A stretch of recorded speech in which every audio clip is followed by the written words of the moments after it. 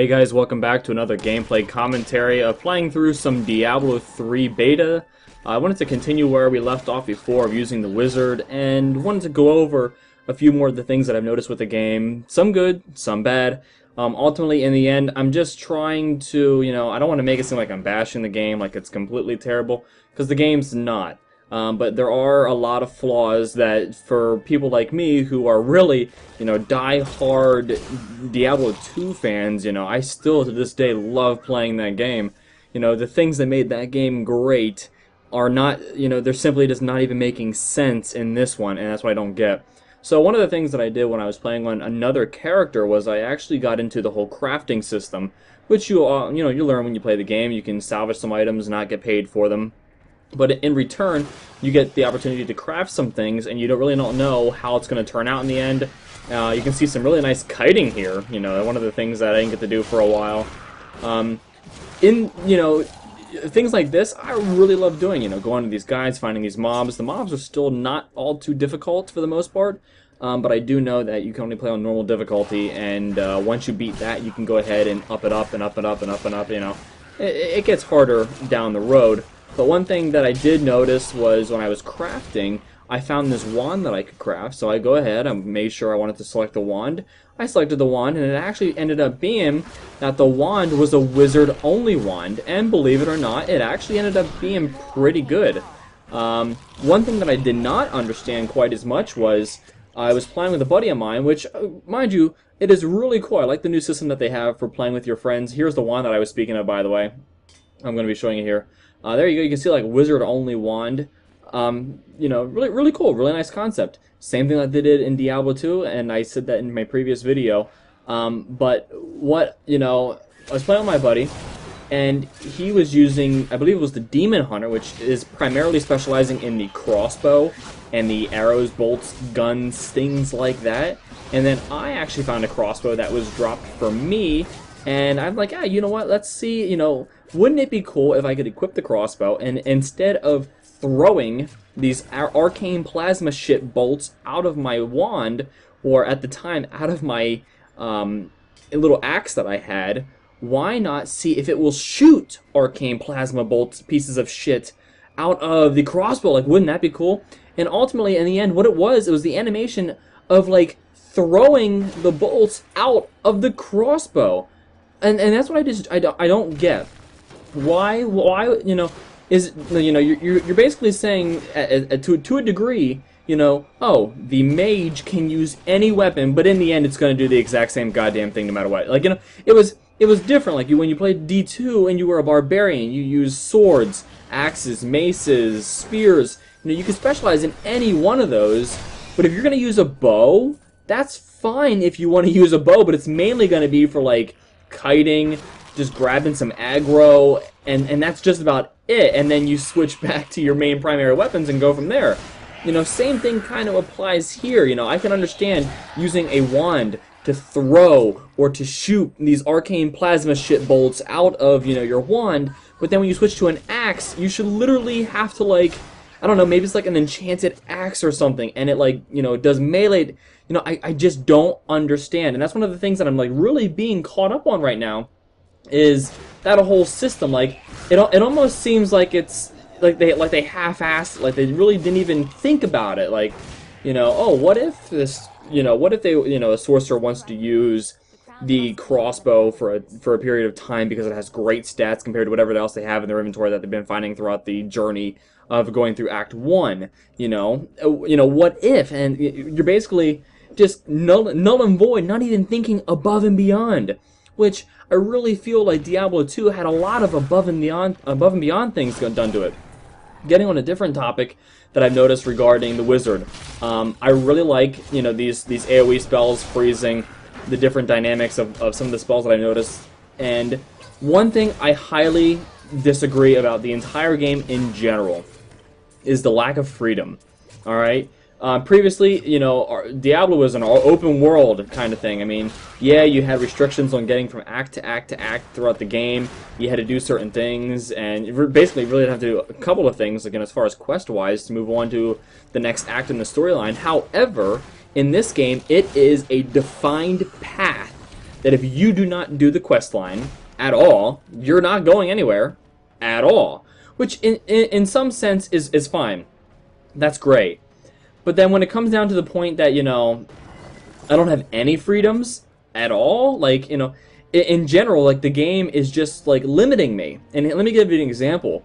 Around level 22 or so, you unlock, as a wizard, the ability to teleport, alright? And believe me, when I turned level 18 on my sorcerer in Diablo 2, and I was able to teleport wherever my mouse was located on the screen, let me tell you how excited I was as a child. It was so awesome to be able to walk into a mob and see, like, you know, or like a cliff, and there was some room on the other side, and you just click, and whoop, you teleport across. You don't understand how excited I was to have that freedom in the game. Like, it really just felt like I was a badass sorcerer, and I could do all this fun shit, and I could do it wherever I want, except for in town, which was fine. Now, instead, I can cast spells in town, and then I have a cooldown on my freaking teleport. You know, it's like an 18-second cooldown, so I can teleport once, and then it's a cooldown. Like, again, I just feel like the freedom is just being taken away from me. What's the freedom of using a crossbow whenever I feel like it and shooting bolts and having limited amounts of ammo, but instead it's going to do the exact same goddamn arcane shooting pieces of shit in the end. You know, it's not becoming this, you know, fun. I can't say the game's not fun, because the game is fun. It does have these fun moments.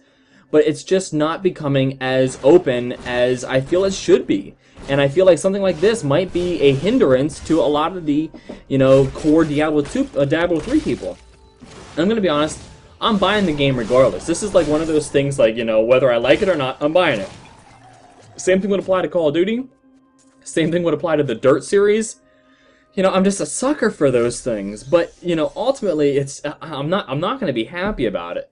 And, you know, whereas I used to put almost 3 months a year into non-stop playing this game. Like, what I would do when I would play Diablo 2, I would play for 3 months straight, and I'm like, okay, we gotta take a break. We're getting too involved.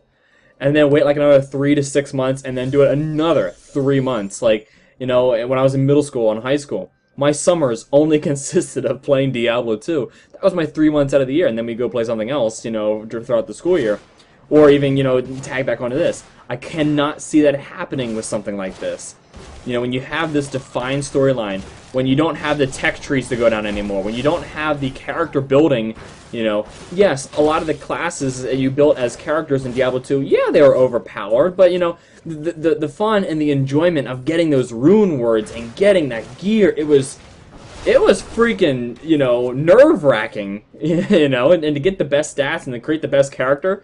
And then the best part was, you were done like 2 weeks later, and then the character got deleted because you didn't log on to Battle.net because you kept on forgetting about it, and then you go and do it all over again in another 6 months, and it's still fresh. Every time you enter that cow level, it's fresh. And I'm not seeing that so far. So far in the classes that I played the Monk, I have played the Witch Doctor, which don't even get me started on him, and I played the Wizard. I have watched the Demon Hunter play. I really don't agree with the Demon Hunter as well, especially when I found out that there's unlimited amounts of ammo. Come on. Why unlimited amounts of ammo? And I had not touched the Barbarian, but I have seen Barbarians in my group as well. My buddy played as a Barbarian.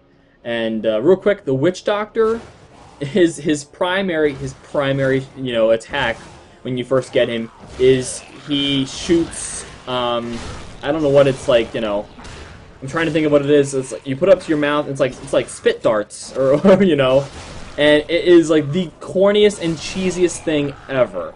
And then once you unlock your second, you know, left-click attack, it's throwing glass jars that when it hits the ground, it breaks up and unleashes the ultimate power of 4 dangerous spiders. Really? Spiders?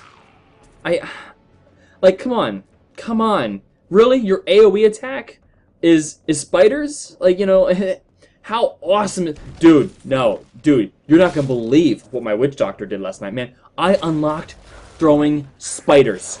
Like, how cheesy does that sound? You don't walk into your freaking high school class and say to your buddies that's all excited about the game coming out on my birthday and say, dude, hey, man, you're not going to believe what happened. Fucking spiders. Okay? The Witch Doctor, however, does make up for it. The second ability that you unlock for your right click is bats. It just throws fucking bats everywhere. Throw the fucking bats! And, you know, just bats fly everywhere. And they're on fire, I think. And I am Batman. I am the Batman. You know, I feel like I'm fucking Batman because I'm fucking throwing bats and the Witch Doctor's fucking dancing. You know, and it's cheesy shit. You know, and believe me, when I played the Witch Doctor, there were a lot of fun things. When I played the Witch Doctor, there were a lot of things that I hated. Look at this amazing kiting! Yeah! Amazing kiting. But overall, like, he's just a fucking waste of my time. That's what he was. In every class in Diablo 2, I loved. Yes, I did not love the Amazon or the Assassin that much, but I still loved playing them and figuring out the best builds or the most effective builds for my playstyle. And another thing that I want to add on here to the very end of the video, because I know that we're going to be wrapping up here soon. What I wanted to also explain was, first of all, the gameplay was in pretty much a continuance from what we left off with before when I was playing this character. I do have some gameplay of the Monk, Witch Doctor. I'm going to be playing some more, recording some more, and even releasing the gameplay once the beta event is over. But one thing I would love to just understand, and why on earth I just don't understand this at all. When you have great aspects of a previous game in a series, why don't you include them in your sequels? Okay? Let me give you a perfect example. Like I just said earlier about regarding all of the 7 classes that were in Diablo 2, and I loved 5 of them a lot, and I really liked, you know, not loved, but I really liked the other 2. Why don't you, as a gaming company, simply say, okay, we have these awesome characters that everyone loves, and they're all great in their own way. Why don't we include all 7 of those characters in our new game, and then, once again, like I said in the beginning of the video, thinking outside of the box, come up with some new characters? No. What is Blizzard going to do instead? Get us for DLC like every other company is doing when a game releases. I've seen pictures of the new Ghost Recon Online game, and when you go to sign in for a beta, they have a beta of it. When you go to sign into your account in the beta application, or client rather, it says checking for DLC. Come on! What are we turning into? Activision? Jesus, Blizzard, I thought that you were someone else. I really did. We'll have to see some in some future videos. I'm going to keep on playing the game, starting to learn some more of the ropes. We're going to continue where I left off here in a future video. You're going to actually, if you watch all 3 of these videos combined, you will actually see the entire open beta event. So thanks for watching, and I'll see you guys later.